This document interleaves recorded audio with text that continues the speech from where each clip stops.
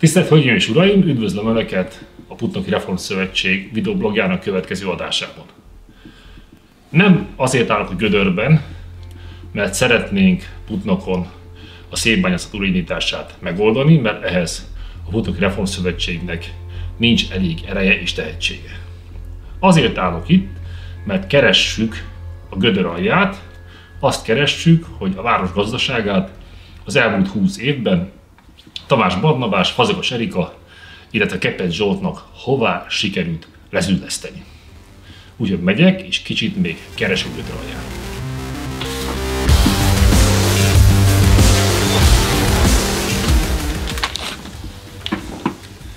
És mint látják, találtam is egy vaskos dossziét, melyből kiderül, hogy nem csak a Putnoki Reformszövetségre gyengénlátó, hanem úgy tűnik az egész Orbán kormány és az egyik kormányhivatala, maga a Központi Statisztikai Hivatal is.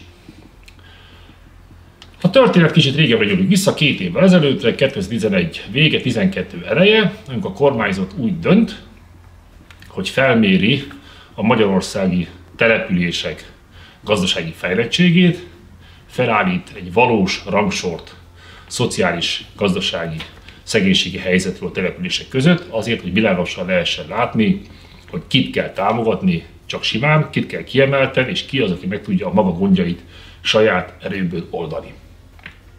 Hát, hölgyeim és uraim, az anyag elkészült, a KSH kidolgozott mintegy 30 mutatószámból álló rendszert, mely alapján felmérte az összes magyarországi település gazdasági, szociális fejlettségét. Az eredmény egy kicsit a homályba veszett, nem igyekezett a KSH nyilvánosságra hozni, majd maga a budaörsi önkormányzat, akit zárójelben jegyzek meg, fideszes vezetésű város, nyomására 2014 végén publikálták a felméréseket, mely itt a kezemben is látható természetesen. A megdöbbenésünk elementáris volt, szerintem az önök is az lesz, ha elmondjuk a tényeket. A tényeket meg következőt mondják ki.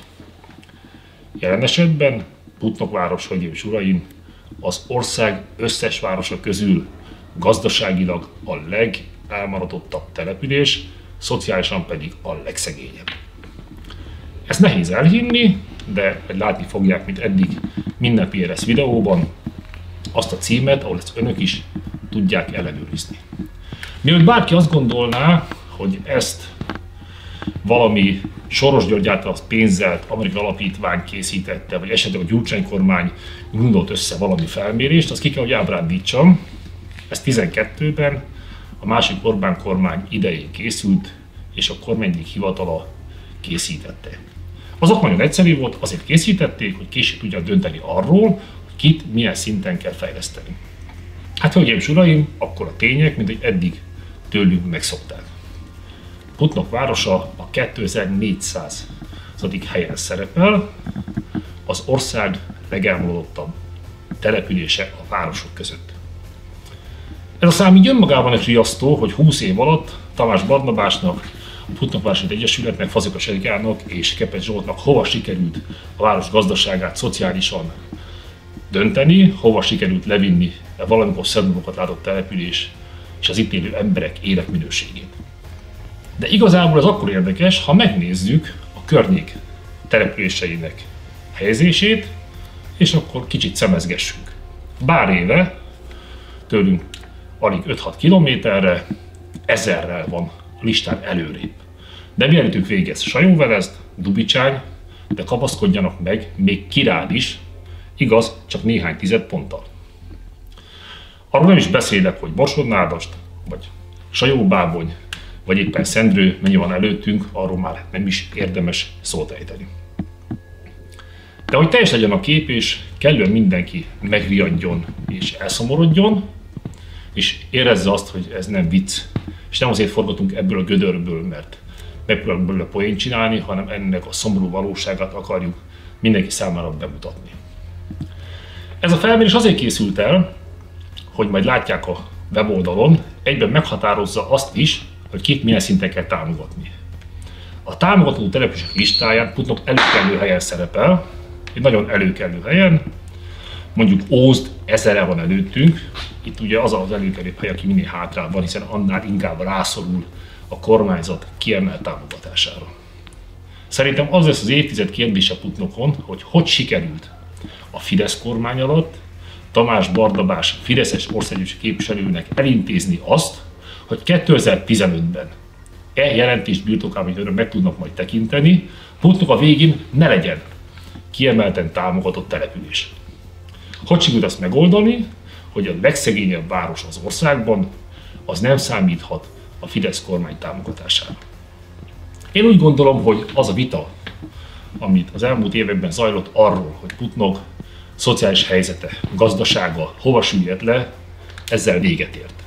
Maga a Fidesz kormány, a Fidesz kormányhivatal mondta ki a Tamás rendszerről a visszavonhatatlan ítéletet. Azt hiszem, ezzel lezárult a gyengénlátás korszaka, reméljük mindörökre.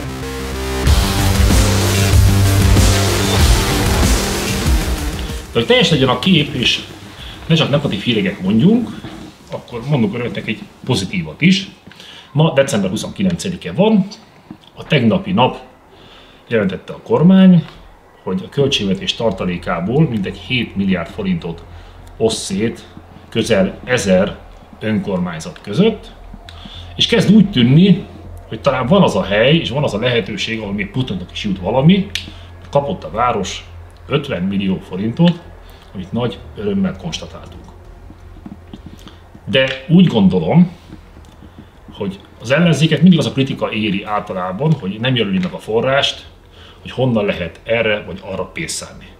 Úgyhogy innen a gödör aljáról szólítja fel Tamás Barnabás polgármestert és a Holdudvarát, valamint a TVL frakciót, hogy január első munkanapjaiban, amint megérkezik az 50 milliós kormányzati támogatás, azonnal fizesse ki a dolgozóknak tőlük elcsalt 64 000 forint kafetéria juttatást.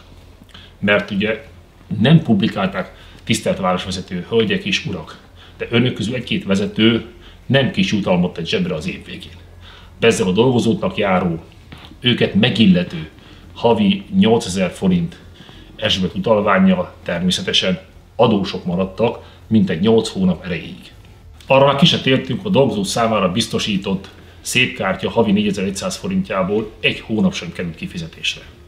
Tehát úgy gondoljuk mi, itt a Putnoki Reformszövetségnél, hogy a Tamás vezette városvezetésnek itt a visszarendtérő alkalom, hogy végre ne csak magáról és a kiemelt politikai fulajtáról gondoskodjon, hanem a saját dolgozóiról is. És januárban az ideérkező kormányzati támogatásból végre fizesse ki a dolgozókat megillető kafetériát az utolsó fillérig.